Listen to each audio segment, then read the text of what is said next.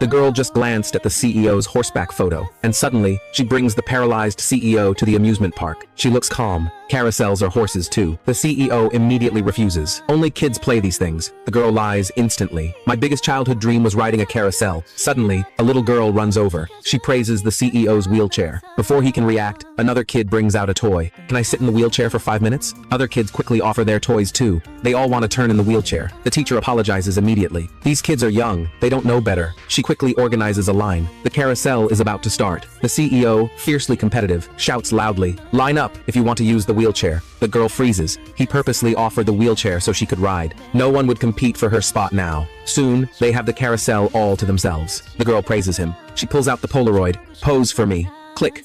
The photo comes out perfectly. The perfectionist CEO notices immediately. His expression isn't perfect. Just as he's about to ask for a retake, but the girl realizes there are no more film rings. And just as the CEO feels disappointed, she whips out her phone, immediately entering photographer mode, snapping photos while praising him. The CEO immediately calls her out. "Your compliments are way too fake." The girl blushes and laughs awkwardly, but the CEO's eyes never leave her. Soon, they return home. The girl puts the first memory photo on the fridge, planning out the rest of their day. Suddenly, the CEO's younger brother barges in. "Feed me," he shouts. The girl freezes. She thinks he just got out of jail. Turns out he's been working at the company for 3 days straight, slept only 10 hours, and ate just twice. The girl exclaims, "You're still alive?" The starving brother rushes to the fridge, but he sees their amusement park photos. He instantly breaks down. After 3 days of work, they went to the amusement park. The CEO suddenly appears. "You're a CEO now. The amusement park isn't for you." The girl frowns. "Who says the CEO can't go to an amusement park?" The brother gives a big thumbs up. "I totally agree." Unexpectedly, the CEO agrees. "Next time, I'll take you too." The brother realizes something. His older brother has become gentler with her around. He grabs breakfast and rushes back to his room. Meanwhile, the girl plans the day. The CEO suddenly asks, "What's the plan today?" The girl immediately replies, "Today we're going to a fun restaurant." Before she finishes, the CEO agrees instantly. The next second, the girl drags the CEO into a mysterious restaurant, but trouble hits almost immediately. The girl treats her boss to steak for the first time, and instantly makes a pain face. She can't bite through it at all, and the taste is straight up weird. It literally tastes like cow-sh times tea. Right then, the waiter walks over with the bill. The girl grabs it immediately, thinking, the CEO will reimburse it anyway. Might as well enjoy pretending to be the boss for once. But the moment she sees the number, she freezes completely. She quickly asks if there's a mistake. The waiter recites it without blinking. Food, $10,000. Seat fee, $20,000. Tip, $10,000. Total, $40,000. The girl's mind goes blank. The CEO calmly offers to pay. She refuses on the spot, thinking, as long as he insists one more time, she'll let him handle it. But the CEO simply nods. "Then you pay." The girl collapses internally. Why is the CEO not following the script? The CEO reaches into his pocket, then freezes as well. He left his phone at home. The girl checks herself. She didn't bring her phone either. The waiter turns awkward. "No cash?" The girl scoffs immediately. Who even carries cash these days? The waiter grabs a megaphone and shouts loudly, "Someone's trying to dine and dash." Before the girl can even react, a 300-pound restaurant owner storms out. The girl panics so hard, she can barely get words out. She hurriedly explains they just forgot their phones. The owner sneers coldly. "Both of you forgot your phones? Do I look stupid to you?" He gives them a solution. "Wash dishes to pay it off."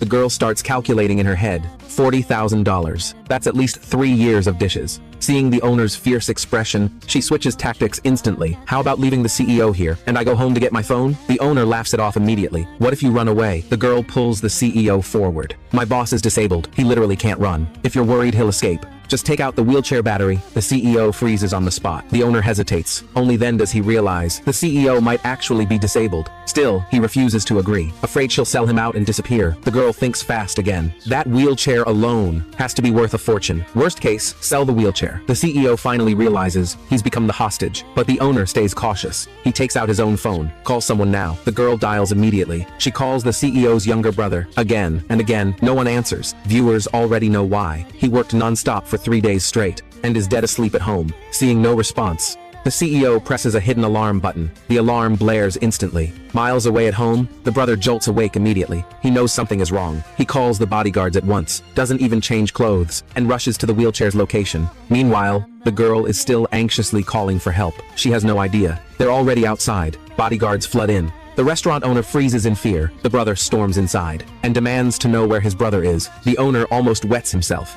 Then the brother looks up and sees the CEO sitting perfectly fine. He drops to his knees instantly, crashing to the floor in front of him. He cries like the world just ended, saying he thought he'd never see him again. The CEO cuts him off awkwardly. The girl quickly explains she forgot her wallet, forgot her phone too, and still owes the meal. The brother freezes, so the emergency button was just to call him over to pay. His face collapses, but the CEO shuts him down with pure bloodline pressure, tells him to shut up and pay, and leave this embarrassing place. The brother reaches into his pockets, then freezes again. No wallet. No phone. The girl breaks down instantly, asks if none of the three has a brain. The owner suddenly starts crying, begging them to just leave, saying he doesn't want the money anymore. But the brother refuses outright, says a CEO never owes anyone a cent. If the bill isn't paid, he's not leaving. The owner begs again and again. The brother refuses every time. The girl goes speechless. She signals the CEO desperately. The CEO's toes curl in embarrassment with one command. The bodyguards lift the brother and start dragging him out. The brother struggles wildly, still insisting on paying. He even grabs onto a restaurant chair. The owner panics and tells them to take the chair too. So the bodyguards leave, carrying a man and a chair, finally exiting the restaurant. Before leaving, the girl turns back and awkwardly explains she's really not from the mafia. The owner just wants them gone. The moment they step outside, the owner announces a lifetime ban. The three of them, and even their dog, are never allowed back. Soon they return home, and the flying scheming man appears again. The girl instantly switches to fight mode, but this time, the scheming man mocks the brother instead, saying a 30-year-old still wearing a cow costume is pathetic. The brother snaps instantly and starts cursing his entire family. In multiple languages, the scheming man smirks. His real target is the CEO. He pulls out a wedding invitation